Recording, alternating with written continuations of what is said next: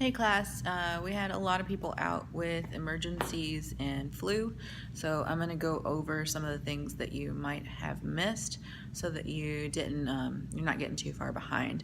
However, that absence you still need to make up. There's lots of easy ways to make that up. So you can attend one of the free group fitness classes here in the SRC.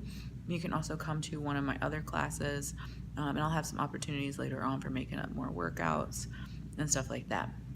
So I'm going to show you the book that I'm using. So if you've missed this, Strength Training Anatomy, and it's sectioned into body parts, and we have just gone over part 1, which is arms. There's 23 exercises covering biceps and triceps. So I'm going to show you those pictures and kind of talk about them a little bit.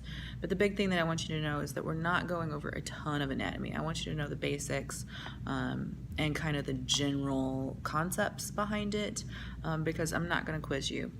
What we're doing is that those notes that you make in your journal is kind of what we're doing instead of quizzes. So that way you have the content down on paper, you're showing me that you're listening, you're showing me that it's written down, and it's a reference point, because really after the semester's over, if I just made you memorize stuff, you're probably going to forget it. But if you have it written down in concise little sections, you'll be able to at least reference it, which is ultimately life. So I'm going to clip. Okay, here is the arm. So basically what I want you to see here again is not to memorize the muscles, but just to know how many muscles there are for just the biceps and for the triceps, so that it's not just one muscle. That's the basic concept that I want you to get. All right, so here you can kind of already see these are both bicep movements, but the angle of gravity has changed. So if you're writing that down in your notebook, this is something that you would want to write down that's very important, is the angle of gravity. And then also the fingertips. So notice where the fingertips are facing. On this one, the fingertips are facing in, and on this one, the fingertips are facing towards the midline of the body, but they're angled out. So that's also another big thing, is hand grip and finger placement. So here, this is dumbbell curl. So if you could get your notebook and write down each one of these so that you at least have a reference point. And then if you're looking at your list and you forgot what that exercise is, you'll be in groups and you'll have a team leader, and that team leader can, again, show you. So dumbbell curls, just really basic. Concentric curls, or I just call this one an inward curl. And then this is an incline dumbbell curl. So as you're noticing, again, this is the angle of gravity. But then notice that the sitting position versus standing up. You could do this one standing up, but the seated position gives you more stance, more grounding, more foundation. So that's another thing that I really want you to stress. And if you could write that down in your notebook as well. So stance and grounding. Okay, so incline dumbbell curl. Again, just changing up how we fight gravity. Hammer curl. So fingertip placement. Okay, and then this is where the modality is the other component that I want you to make sure you write down. So we had barbell or dumbbells. Now we're adding in cables. So this is a low pulley curl.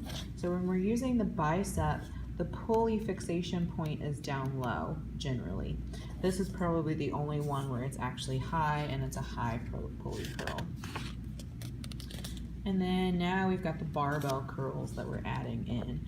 Now the big difference between the barbell and the dumbbell is that your hands are fixed in space. Your hands are not able to rotate outward or rotate inward, which you may not intentionally do while you're using dumbbells, but it can naturally occur. So this is going to help retrain that. Here's just a little graphic of showing the difference. This one's a straight. This one's a curl, and how it changes up the hand placement and hand angle. Okay, now on these, they're essentially both preacher curls, but one's an assisted machine and one's just a barbell. You can also use this, this platform for dumbbells as well.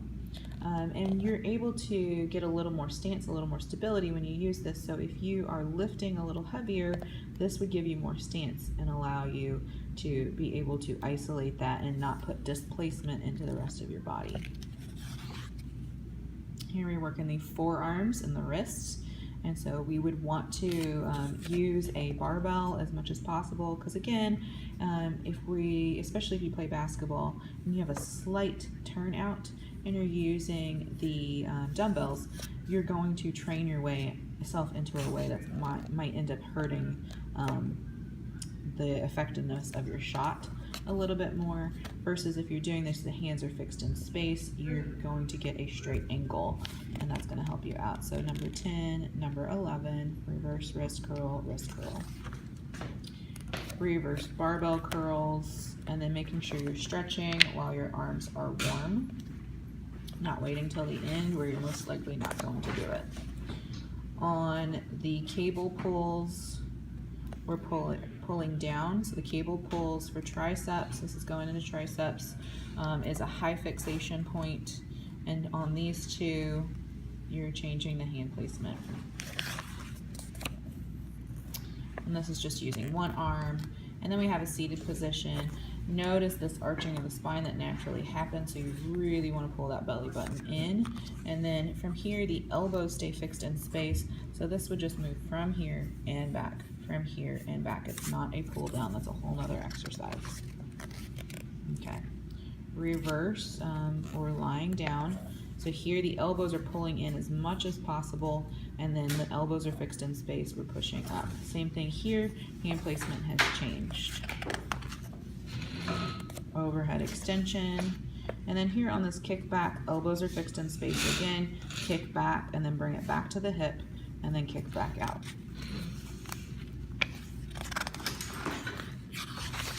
Skipping ahead.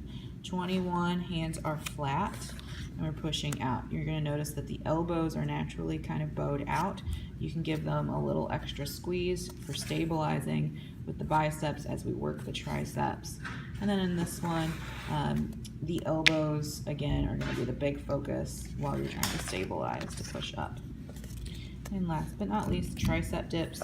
The feet can be up or be down. You're going to really watch these elbows. You're going to squeeze them inward as much as possible, and that's going to help work the triceps a lot more. There is an assisted machine that you can do that as well. And then again, stretching while it's warm. Okay, so then next week we will do shoulders.